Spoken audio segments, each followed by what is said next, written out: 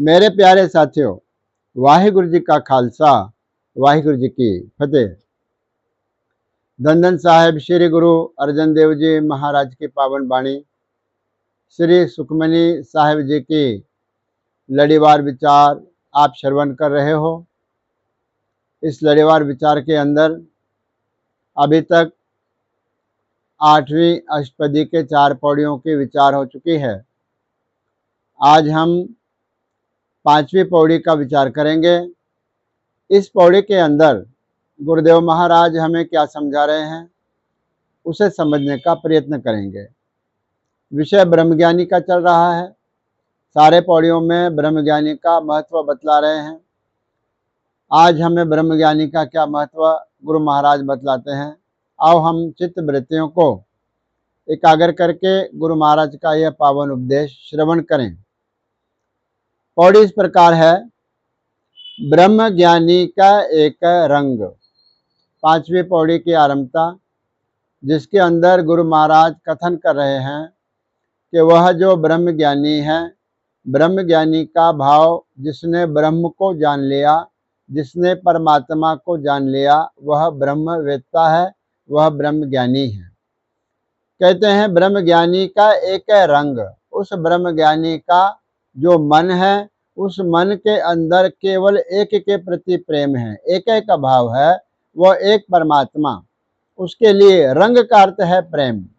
ब्रह्मज्ञानी के मन में केवल एक परमात्मा का ही प्रेम वसता है।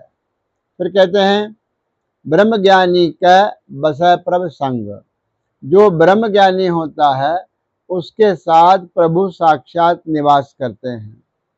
ब्रह्मज्ञानी के साथ प्रभु निवास करते हैं और प्रभु के साथ ब्रह्मज्ञानी निवास करते हैं। तो भाव यह होगा, जो ब्रह्मज्ञानी है उसके साथ हमेशा परमात्मा रहते हैं। फिर कहते हैं ब्रह्मज्ञानी का नाम आधार। जो ब्रह्मज्ञानी है, ब्रह्मवेत्ता है, उसका जो आधार क्या है? केवल नाम। प्रभु का नाम ही उसका आसरा है। ब्रह्मज्ञानी के मन की जैसी भी दशा हो, हर दशा और हर अवस्था के अंदर वह यह जानता है कि मेरा जो आसरा है वह प्रभु का नाम है। प्रभु का नाम ही जिसका आसरा है। फिर कहते हैं ब्रह्मज्ञानी के नाम परिवार। ब्रह्मज्ञानी का जो परिवार क्या है? वह भी नाम है। प्रभु परमात्मा का जो नाम है वही उसका परिवार है। परिवार का अर्थ है कि जिनके साथ हम रहते हैं, जिन सदस्यों के साथ हम रहते हैं, वह हमारा परिवार है। तो ब्रह्मज्ञानी कहते हैं कि भाई मेरा परिवार तो केवल नाम है, वह प्रभु परमात्मा का जो नाम है वही मेरा परिवार है। फिर कहते हैं ब्रह्मज्ञानी सदा सद जागत।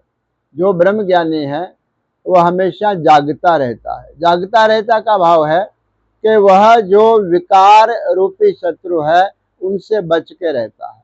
जागने का मतलब किसी प्रकार के विकार को अपने मन में आने नहीं देता। ये इसको कहते हैं जागरण, जागृत अवस्था, अवेयर।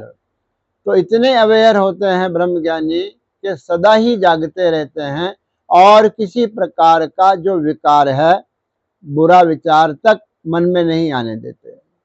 फिर कहते हैं ब्रह्मज्ञानी अहम बुद्ध त्यागत। जो ब्रह्मज्ञानी है, ब्रह्म को जानने वाला, ब्रह्म का वेत्ता है, वह अहम बुद्ध का अर्थ है कि अहंकार रूपी बुद्धि जो है, जिस बुद्धि में अहंकार भरा हुआ है, अहम बुद्ध, जिसके अंदर अहंकार है, ऐसी बुद्धि। त्यागत का अर्थ है ऐसी बुद्धि को वह त्याग देते हैं। सारे पंक्ति का भाव होगा कि ब्रह्मज्ञानी जो है वह ऐसे बुद्धि का त्याग करते हैं जिस बुद्धि के अंदर अहंकार का वास होता है, यानी वह अहंकार का त्याग करते हैं। फिर कहते हैं ब्रह्मज्ञानी का मन परमानंद। जो ब्रह्मज्ञानी है उसके मन के अंदर परम आनंद है, आनंद की अवस्था होती है। वह सदा प्रसन्न रहते हैं। उदासी उनके पास फटक भी नहीं सकती, ना उनके चेहरे पे आप कभी उदासी देख सकते हो। और परमानंद, वह जो परम आनंद, परमात्मा जो रूप है, परमात्मा का जो आनंद है, वह हमेशा ब्रह्मज्ञानी के साथ में रहता है। फिर कहते हैं ब्रह्मज्ञानी के घर सदा आनंद। जो ब्रह्मज्ञानी है, ब्रह्म का वेत्ता है, ब्रह्म को जानने वाला है, वे कहते हैं कि उनके घर में सदा आनंद रहता है। घर का अर्थ यहाँ पर हृदय है।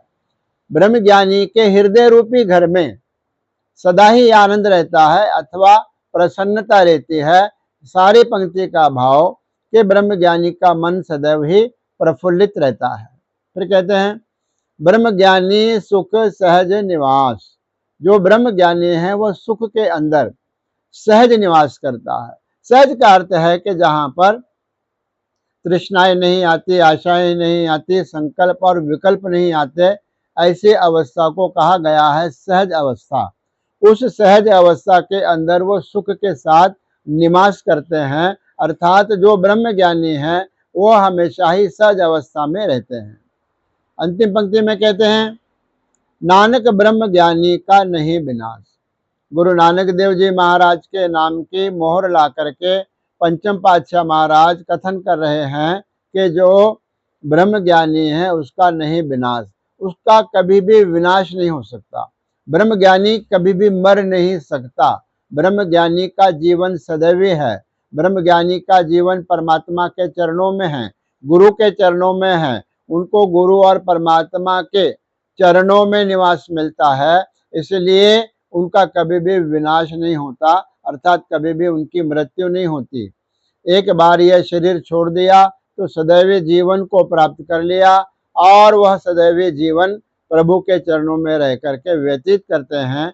इसलिए ब्रह्म ज्ञानी के मन की जो अवस्था है उसका भी विनाश नहीं होता और जो स्वयं ब्रह्म ज्ञानी है उसका भी कभी विनाश नहीं हो सकता।